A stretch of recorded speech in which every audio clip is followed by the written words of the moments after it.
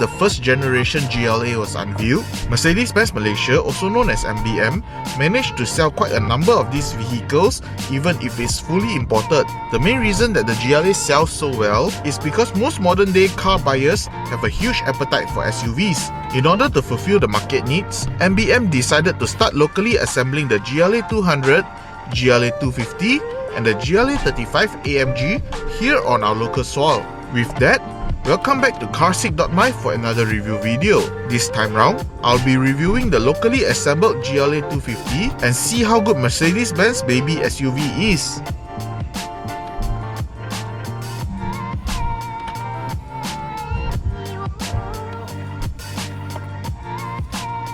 In order to make the latest generation GLA more pleasing to the eyes, many of the sharp lines on the previous generation model have been rounded off. The new GLA not only look more matured than before, it also look more feminine compared to its predecessor. For the GLA 250, it gets the signature 3D front grille that looks futuristic even if it has been around for quite a while. In terms of illumination, the GLA gets full LED lights all round to keep the vehicle looking modern. Lastly, the GLA 250 is fitted with a set of 19-inch rims wrapped in 235/50R19 tires. The rims may be considered on the larger side. The body of the GLA somehow still manages to make the rims look small.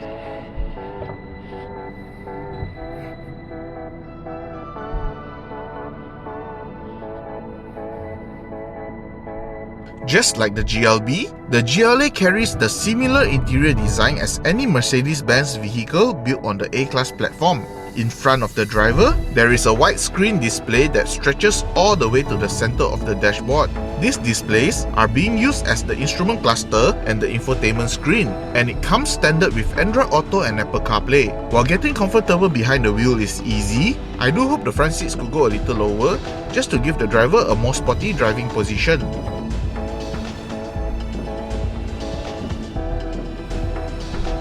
In the back seats, the GLA has no problem allowing two occupants to get comfortable even on long journeys. The headroom and legroom space are plenty, but shoulder room for 3 adults can be a tight squeeze. Behind the rear seats, the GLA gets a decently sized boot that measures in at 435 litre. The boot is rather flexible as the boot floor can be lowered to load taller items, and the second row seats can be folded down to create a flat floor for an even better carrying capabilities.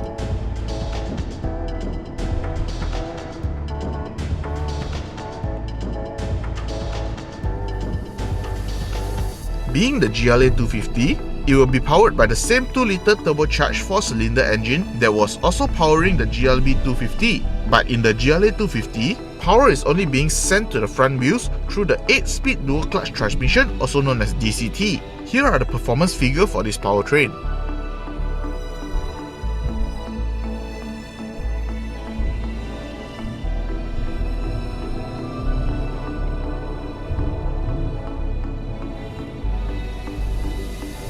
With the removal of the 4MATIC all-wheel drive drivetrain, the engine response in the GLA does feel lighter when compared to the GLB. Even so, the overall driving experience between both vehicles feels very similar. This is also the same for the characteristic of the DCT, where it has a smooth gear change, but it's not as snappy as those found on the Volkswagens. On the move, the DCT constantly gives me the feeling that it wants me to drive faster, but I guess this is just one of the characteristics of the DCT.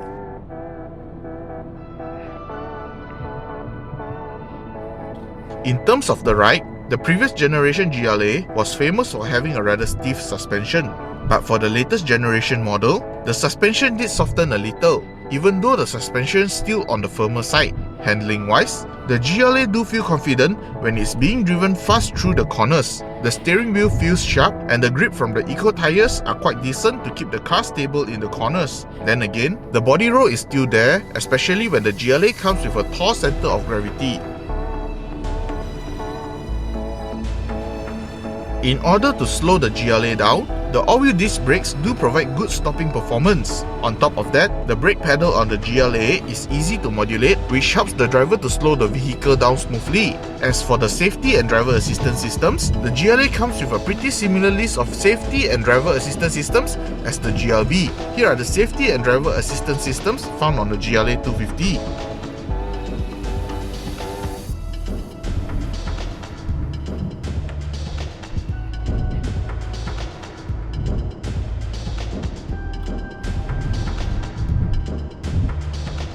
With a price tag of 284,000 ringgit, the GLA 250 is a great product from Mercedes Benz. It's a very safe choice of vehicle for people who are looking for a small premium SUV. This is because the GLA is one of those vehicles that has the ability to adapt to the needs of the different buyers. While the GLA 250 is a good vehicle, I feel that it lacks the wow factor that a vehicle at this price point should have. This is not the fault of the GLA, but most modern day cars in general tends to drive very similarly to its siblings, especially when they are built on the same platform.